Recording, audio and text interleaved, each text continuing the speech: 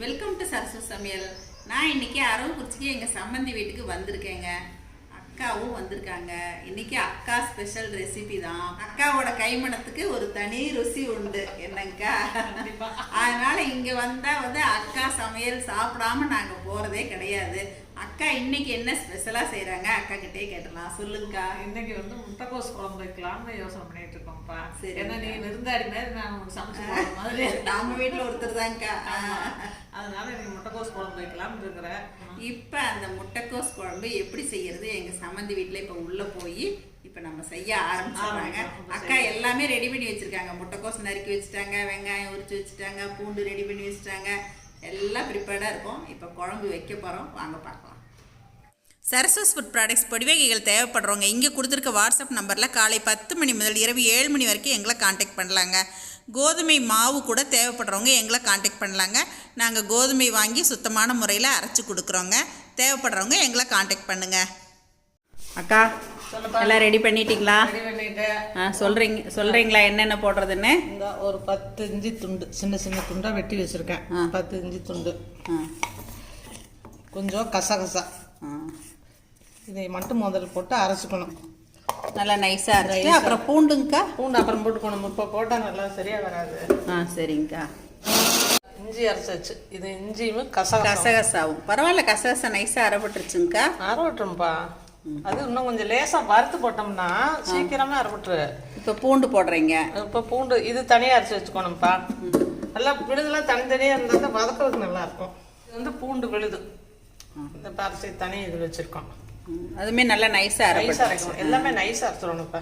இல்லைன்னா இப்போ முட்டைக்கோஸ் நறுக்கி எடுத்து வச்சுருக்கீங்க. ஆமாம். தக்காளி ஒரு 2-3 தக்காளி நறுக்கி 4 தக்காளி நறுக்கி வச்சுருக்குது. 1/2 கிலோ முட்டைக்கோசு, சின்ன வெங்காயம் தாளிக்கிறதுக்கு குக்கரில் வச்சா ஈஸியான வேலையாக இருக்கும். சரிங்க வச்சிடலாம். சரிங்க. நமக்கு எவ்வளோ குழம்பு வைக்கிறோம் அதுக்கு தகுந்த மாதிரி நம்ம எண்ணெய் ஊற்றிக்கலாம்.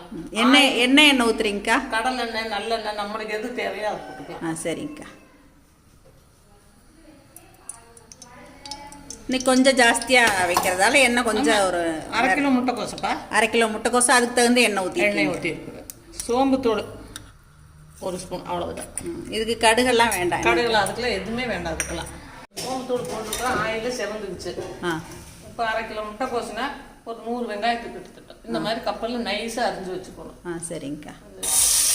சின்ன வெங்காயம் நறுக்கினது சேர்த்துட்டீங்க. ஆமாம். சின்ன வெங்காயம் இந்த பெரிய வெங்காயம் மட்டும் குழம்பு இனிக்கி சின்ன வெங்காயம் தான் போடுவோம். எல்லாம் நல்லா செவக்க வதக்கணும்ப்பா வெங்காயம். இந்த குழம்பு இப்போ நம்ம சாதத்துக்கு செய்கிறோங்க்கா. வேறு எதுக்கெல்லாம் போட்டுக்கலாம்? சப்பாத்தி, சாதத்துக்கு போட்டுக்கலாம், இட்லிக்கு போட்டுக்கலாம், தோசைக்கு போட்டுக்கலாம், தயிர் சாதத்துக்கு தொட்டு சாப்பிடலாம். கோதுமை தோசை, ராய் தோசை, எதுக்கு வேணாலும் போட்டுக்கலாம். குழம்பு நல்லா டேஸ்ட்டாக இருக்கும். சரிங்கக்கா. நீங்கள் செஞ்சு நல்லாலாம் போகுமா? அப்படி சொல்ல முடியாதுப்பா. வல்லவனுக்கு கொண்டு வாழ்ந்து குறைப்பாங்க இல்லையா? அது மாதிரி ஒரு நாளைக்கு ஒரு தப்பு வந்துடு. அது நம்ம கொஞ்சம் பார்த்து செய்யும்போது கொஞ்சம் பார்த்து செய்யணும். எல்லாம் இப்படி செவந்துடும். வெங்காயம் இப்படி எடுத்து பார்த்தோம்னா கலர் மாறிடும். நிறமாக வந்துடும். பொன்னிறமாக வந்தது பாடு. பூண்டு விழுது சேர்த்தாச்சு. இஞ்சி விழுது, பூண்டு விழுது எல்லாமே சேர்த்துட்டீங்க. அடித்தடிக்காமல் வதக்கணும். இதை அந்த கசகசா போடுறதுனால ஒரு நல்ல வாசம் இருக்கும். வாசம் நல்லா இருக்கும். குழம்பு டேஸ்ட்டு கெட்டி இருக்கும். ஒன்று சொல்கிறேன், எந்த குழம்பு வச்சாலும் இஞ்சி பூண்டு போட்டோம்னா பச்சை வாடை அடங்கு வரைக்கும் வதக்கிட்டே இருக்கணும். நல்லா வதக்கணும். அடி பிடிக்காமல் வதக்கிட்டே இருக்கணும். சரி. அப்போ தான் இந்த வாசம் போயிருக்கு இல்லையா? அப்போ தான் நல்லா இருக்கும். இல்லைன்னா ஒரு கசப்படி. சரிங்க. நல்லா ஃப்ரெஷ்ஷாக கருவு. இப்போ தக்காளி போட போகிறேன். சரி, தக்காளி போடுறேன். உப்பு, தக்காளி அப்போ நல்லா வதங்கும். உப்பு போட்டுருங்க. தக்காளி நல்லா வதங்கிடும். ஆமாம். உப்பு அப்படியே ஒரே திட்டமாக போட்டுட்டீங்க என்னக்கா? ஆமாம், கரெக்டாக போட்டுரும். அவங்களுக்கு பத்தலைன்னா நான் போட்டுக்கலாம். தக்காளி நல்லா இந்த மாதிரி வதங்கிடுறேன். நல்லா சுருளாக வதங்கி எல்லாம் நல்லா வந்துச்சு பார்த்தியா? சட்னி மாதிரி இருக்கு பார்த்தியா? இப்போ முட்டைக்கோஸ் சேர்த்துறேன் என்னங்கக்கா? சேர்த்திடணும். இந்த மாதிரி நல்லா வதங்க விட்டு முட்டைக்கோசை போட்டு அது நல்லா வதங்கணும். அதுவும் முட்டைக்கோஸ் சேர்த்தியாச்சு. இந்த மாதிரி நல்லா திருப்பி வதக்கணும். இது நல்லா வதங்குறதுல அந்த டேஸ்ட்டே இருக்கு என்னங்கக்கா? எண்ணெய் வதங்கணும். அந்த சாம்பெல்லாம் நல்லா பிடிக்கணும். அப்போ தான் குழம்பு டேஸ்ட். மஞ்சத்தூள் 3/4 ஸ்பூன், மல்லித்தூள் 2 ஸ்பூன். இப்போ மஞ்சத்தூள் மல்லித்தூள் சேர்த்துட்டீங்கக்கா.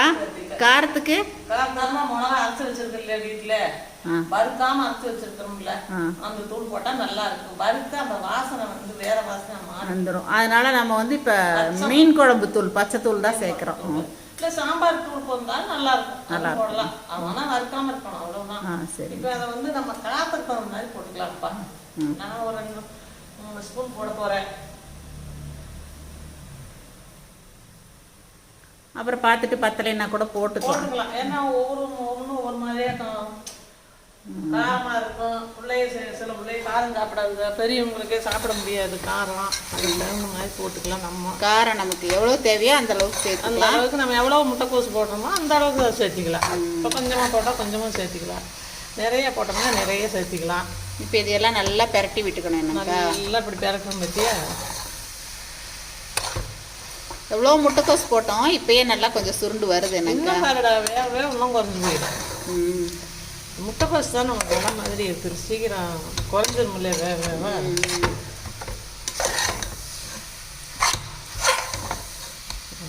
தானப்பா இது பெரட்டுற வேலை விடாதே ஒன்று. அக்கா முட்டைக்கோஸ் நல்லா வதங்கிருச்சாங்க்கா? வதங்கிருச்சுன்னா பக்கத்து அடுப்புல சுடுதண்ணி வச்சிருக்குது. சரிங்கக்கா. ஊற்றினா குழம்புக்கு சடன்னு ஒரு மாதிரி ருசி இல்லாத போயிடுது. அதனால சுடுதண்ணி ஊற்றணும்னா வெந்நீர் வச்சு அந்த முட்டைக்கோஸ் எவ்வளோ இருக்குதோ அந்த அளவுக்கு தண்ணி ஊற்றணும். முட்டைக்கோஸ் இருந்தது இல்லையா, அந்த அளவுக்கு இப்போ தண்ணி ஊற்றிட்டோம். புரியுதா? புரியுதுங்கக்கா. இந்த மாதிரி நல்லா வெந்நீர் தான் ஊற்றினேன். ஊற்றினா குழம்பு டேஸ்ட்டாக இருக்கும்ப்பா. சரி. பச்சை தண்ணி ஊற்றினா சடசடன்னு குழம்பு டேஸ்ட் வராது, அதுக்காகத்தான் வெந்நீர். இப்போ தண்ணி ஊற்றி லேசாக கொதி பிடிக்க ஆரம்பிச்சிருச்சு. என்னங்கக்கா இப்போ நம்ம மூடி போட்டு மூடிடலாம். இப்போ இதில் உப்பு காரம் எல்லாமே போட்டாச்சு. வரப்போ 2-3 விசில் வரணும். 3 சவுண்டு வரணும். 3 சவுண்டு வரணும். குழம்பு எந்த அளவுக்கு வேகுதோ அந்த அளவுக்கு தளதளன்னு தண்ணி ஆட்டம் இல்லாமல் குழம்பு நல்லா கெட்டியாக இருக்கணும். சரிங்க. இப்போ இது நீ அடுத்தாப்புல வந்து இறக்கி வச்சுட்டு இந்த விசில் எடுத்துட்டு தேங்காய் அரைச்சி ஊற்றி ஒரு கொதி விட்டு இறக்கி வச்சோம்னா வேலை முடிச்சு முட்டைக்கோஸ் குழம்பு ரெடி. தேங்காய் போடட்டும். இப்போ இந்த தேங்காயோட எதுவுமே சேர்க்கல. எதுவும் வேண்டாம், இதை மட்டும் அரைச்சிக்கலாம். அதை கசகசத்தை அதுலேயே போட்டுமே. இப்போ வேறு நம்ம விடுதலை போடலேன்னு வச்சுக்குவேன், இதில் கசகசா போட்டுக்கலாம். அது மாதிரி இதை தண்ணி விட்டு அரைச்சிட்டு வந்துடலாம். ஆமாம் அக்கா. இப்போ முட்டைக்கோஸ் குழம்பு வெயிட் ஆறிச்சாங்க்கா? பார்க்கலாம். அது வந்து இந்த முட்டைக்கோஸ் வெந்திருக்கு பார்த்தியா? இப்படி எடுத்து பார்த்தோம்னா நல்லா வெந்துருச்சு. இப்போ சூப்பராக வெந்திருக்குங்கக்கா. பார்க்கும்போதே தெரியுது. ஆமாம். இப்போ வந்து தேங்காய் அரைச்சி வச்சு தேங்காய் விழுது சேர்த்தாச்சு. தேங்காய் விழுது இதில் சேர்த்துது. ஒரு மூடி அரைச்சிருக்கோம். என்னங்கக்கா? ஒரு மூடி தேங்காய் அரைச்சிருக்குது. தேவையான தண்ணி விட்டுக்கலாம். என்னங்கக்கா? லேசாக கொஞ்சோண்டு தண்ணி, கொஞ்சமாக கெட்டியாகவே இருக்கணும். தண்ணியாக இருக்கக்கூடாதுப்பா, கெட்டியாக இருக்கணும். அப்போ தான் எதுக்கு வேணா இருந்தாலும் கெடாமல் இருக்கும். அப்படியே இருந்ததுன்னா அடுப்பை பற்ற வச்சு விட்டலாம். சரிங்கக்கா. குழம்பு எப்படி நல்ல வாசம் மூட்டை தொலைக்குதுக்கா. இப்போ தேங்காய் ஊற்றி கொதிக்குது. ஏன்னா இது இந்த தேங்காய் நல்லா கொதிக்கணும். அதுதான் அந்த தேங்காய் போய் அதில் சேர்ந்தாக்க சாந்து தேங்காய் எல்லாம் ஒன்றா சேர்ந்துச்சுன்னா சாயங்காலம் வரைக்கும் இருந்தால் கூட அப்போதான் கெடாம அப்படியே இருக்கும்ப்பா. ஒன்றும் பண்ணாது, கெடாதெல்லாம் கெடாது. சூப்பருங்கக்கா. டேஸ்ட் செம்மையா இருக்கு. நல்லா இருக்கா? சாதத்துல போட்டு பெரட்டி சாப்பிட ரொம்ப காரம்லாம் கரெக்டாக இருக்குதா? எல்லாமே கச்சிதமா இருக்கு. கச்சிதமா இருக்கு. சந்தோஷம். அருமையா இருக்கு. சாதத்துல போட்டு பெரட்டி சாப்பிடலாம். சப்பாத்திக்கு அதை விட சூப்பரா. சப்பாத்திக்கு நல்லா இருக்கு, இட்லிக்கு நல்லா ரொம்ப அருமையா இருக்கு. ஒரு வெங்காயம்லாம் கூட நான் வதக்கி அரைச்சி ஊற்றுவீங்கன்னு நினைச்சேன். அதெல்லாம் கூட எதுவுமே பண்ணல. அதெல்லாம் செய்ய மாட்டேன்ப்பா. இதே நல்லா இருக்கும். நல்லா இருக்கும், டேஸ்டா இருக்குமா. எப்போ வேணாலும் வச்சு நம்ம வச்சிருந்தா கூட வைக்காம எடுத்து சூடு பண்ணி கூட சாப்பிட்டு நல்லா இருக்கும். ஒன்றும் கெட்டு போகாது. எடுத்து பார்த்தோம்னா எடுத்து வந்து தண்ணி வடியக்கூடாது குழம்புல. இப்படி சொரன்னு தண்ணி வடியக்கூடாது. இன்னும் 2 நிமிஷம் வச்சிருந்து நல்ல ஒரு கெட்டி பக்கம் வந்துடும். அல்வா மாதிரி இருக்கு. இந்த குழம்பு எடுத்து அல்வா மாதிரி இருக்கும். அது மாதிரி இருந்து அக்கா சொல்றதுலயே நமக்கு சாப்பிடணும்னு தோணுது. எது வச்சு சாப்பிட்டாலும் டேஸ்டா. தயிர் சாதத்துக்கு வந்து அவ்வளோ சூப்பராக இல்லை. அதே மாதிரி சப்பாத்தி வச்சுட்டாலும் அவ்வளோ நல்லா இருக்கும். அது மாதிரி செஞ்சு இது மாதிரி நம்ம நிறைய ஒரு விசேஷம்னா கூட இப்படி செஞ்சு வைக்கலாம் எல்லாத்துக்கும். இது ஒரு ஐட்டமா செஞ்சு இது ஒரு ஐட்டமா செய்யலாம். இது தொட்டுக்குவாங்க. அது தம்பிக்கெல்லாம் ரொம்ப பிடிக்கும் இந்த குழம்பு, முட்டைக்கோஸ் குழம்பு. முட்டைக்கோஸ் எங்க சம்மந்திக்கு ரொம்ப பிடிக்கும்னு சொல்றாங்க. அக்கா என்ன செஞ்சாலும் எங்க சம்மந்திக்கு ரொம்ப ரொம்ப பிடிக்கும்.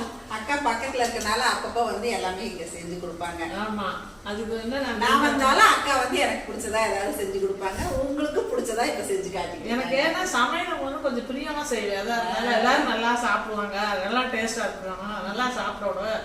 நம்ம சாப்பாட்டுல வாழ்த்தோம், மற்றதுலையும் ஒருத்தர் நல்லா இருக்குன்னு சொல்லும் போது அது மாதிரி நான் செய்வேன் எப்பவுமே. அது சின்ன பிள்ளைல இருந்து எனக்கு ஒரு பழக்கமாவே போயிடுச்சு. இப்போ குழம்பு ரெடி ஆயிடுச்சுங்க. முட்டைக்கோஸ் குழம்பு ரெடி. அடுப்பு ஆஃப் பண்ணிடலாம். இப்போ மேலால கொஞ்சமாக மல்லி இலை போட்டுடலாம். என்னக்கா? ஆமாப்பா, மல்லி இலை குழம்பு எடுத்து ஊற்றி வச்சு மேலே கொஞ்சம் தூவி அப்படியே மூடி வச்சுட்டா வாசமாக இருக்கும் குழம்பு. மறுபடியும் கொஞ்சம் வேற பாத்திரத்துலையும் போட்டுக்கலாம். என்னங்கக்கா? ஆமாம், இப்போ எடுத்து வேற பாத்திரத்தில் ஊற்றிடலாம்ப்பா. குழம்பு வாசமா கமகமான்னு தூக்குதுங்கக்கா. நீங்கள் சொன்ன மாதிரி தண்ணி வடியில அந்த நல்ல ஒரு கெட்டி பக்குவத்தில் இருக்குங்கக்கா. ஆமாம், இது இன்னும் கொஞ்சம் நேரம் வச்சிருந்தோம்னா இன்னும் கொஞ்சம் கெட்டியாயிரும், நல்லா இருக்கும். சரி, இந்த தண்ணி கூட இருக்காது. அக்கா இப்போ குழம்பு ரெடி ஆயிடுச்சு. முட்டைக்கோஸ் குழம்பு அருமையா அக்கா இன்னைக்கு நம்மளுக்காக செஞ்சு கொடுத்துருக்காங்க. ஆமா, கண்டிப்பா நீங்களும் அக்கா செஞ்ச இந்த முட்டைக்கோஸ் குழம்பு நீங்க செஞ்சு பாருங்க. ஆமா, செஞ்சு பார்த்துட்டு என்னம்மா எப்படி இருக்கு அப்படின்னு எங்களுக்கு சொல்லுங்க. அக்கா போட்ட வீடியோனா எல்லாருமே வந்து அக்காவை எதிர்பார்த்துட்டு இருக்காங்க. வீடியோல இப்ப இடையில கூட கேட்டிருக்காங்க, அக்காவை ரொம்ப நாள் காணுமே அப்படின்னு சொல்லி எல்லாம் கூட கேட்டிருக்காங்க. அதனால அக்காவோட ஸ்பெஷல் முட்டைக்கோஸ் குழம்பு இன்னைக்கு செஞ்சாச்சுங்க. இதை பார்த்துட்டு எப்பயும் போல உங்களோட ஃபீட்பேக் சொல்லுங்க, ஷேர் பண்ணுங்க, சப்ஸ்கிரைப் பண்ணுங்க. தேங்க்யூ. சரசு சமையல் பாருங்க, சமையல் நல்லா பண்ணுங்க.